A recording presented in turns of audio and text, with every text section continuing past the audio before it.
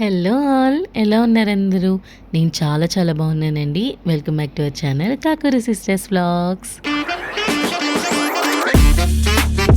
ఈరోజు మన ఛానల్లో రైస్లోకి అలాగే టిఫిన్స్లోకి సూపర్గా సెట్ అయ్యే కందిపొడిని చూపిస్తున్నాను. సో దానికోసం ముందుగా 1 కప్పు కందిపప్పు తీసుకున్నాను. అలాగే 1/4 కప్ వరకు పెసరపప్పు తీసుకున్నాను. అండ్ 1/4 కప్ వరకు శనగపప్పు, పుట్నాల పప్పు అంటాం కదా, అది తీసుకున్నాను. అలాగే ఒక 8-9 వెల్లుల్లిపాయ రెబ్బలు పొట్టు తీసి పెట్టుకున్నవి, ఒక 1/2 టీ స్పూన్ మిరియాలు, 1/2 టీ స్పూన్ జీలకర్ర, కారానికి తగ్గ ఎండుమిర్చి నేనైతే ఒక 6 వేసుకున్నాను. అలాగే చిటికెడు ఇంగువ. దీనికోసం ముందుగా ప్యాన్ పెట్టుకొని కందిపప్పు వేసుకున్నాను. దీన్ని లో ఫ్లేమ్లో పెట్టుకొని మంచి అరోమా వచ్చేంత వరకు ఫ్రై చేసుకోవాలి. హై ఫ్లేమ్లో పెట్టి వేయించేసుకుంటే పప్పు మాడిపోతుంది. ఇలా గోల్డెన్ బ్రౌన్ కలర్లోకి వస్తుంది కందిపప్పు. ఇప్పుడు వీటిని ఒక ప్లేట్లోకి తీసి పెట్టేసుకొని, ఇప్పుడు అదే ప్యాన్లో పెసరపప్పు కూడా వేసుకొని లో ఫ్లేమ్లో పెట్టుకొని మంచి అరోమా వచ్చేంత వరకు ఫ్రై చేసుకోవాలి.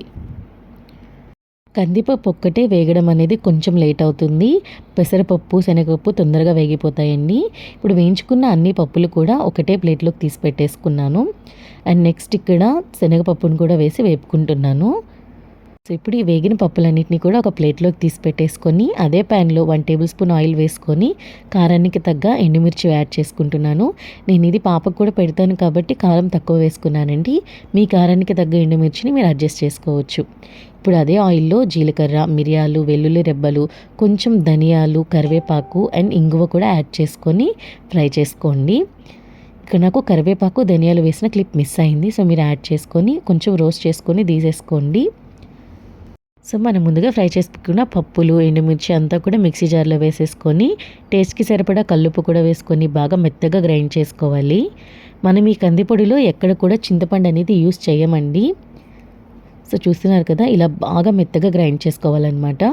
ఇక్కడ మీకు సాల్ట్ సరిపోలేదు అంటే ఇక్కడ మీరు సాల్ట్ మిక్స్ చేసుకొని మళ్ళీ ఇంకోసారి గ్రైండ్ చేసుకోండి. ఈ కందిపొడి అనేది ఇడ్లీలో కానీ, దోశలో కానీ, రైస్లో కానీ చాలా బాగుంటుంది. దీంతో పొడి దోశ కూడా వేసుకోవచ్చు అనమాట. ఈ పొడి బయట పెట్టుకుంటే 2 to 3 months వరకు నిల్వ ఉంటుంది, తడి తగలకుండా.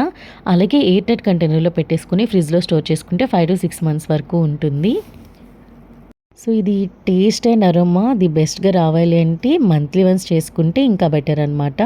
స్టోర్ అయితే ఉంటుంది, బట్ టేస్ట్ అనేది కొంచెం తగ్గుతుంది ఎక్కువ స్టోర్ చేసుకుంటే. సో ఈ వీడియో మీ అందరికీ నచ్చిందని అనుకుంటున్నాను. నచ్చితే నా ఛానల్ని లైక్ చేయండి, షేర్ చేయండి. ఈ వీడియోని మీ ఫ్రెండ్స్ అండ్ రిలేటివ్స్తో షేర్ చేసుకోండి. So see you next video. Take care, bye.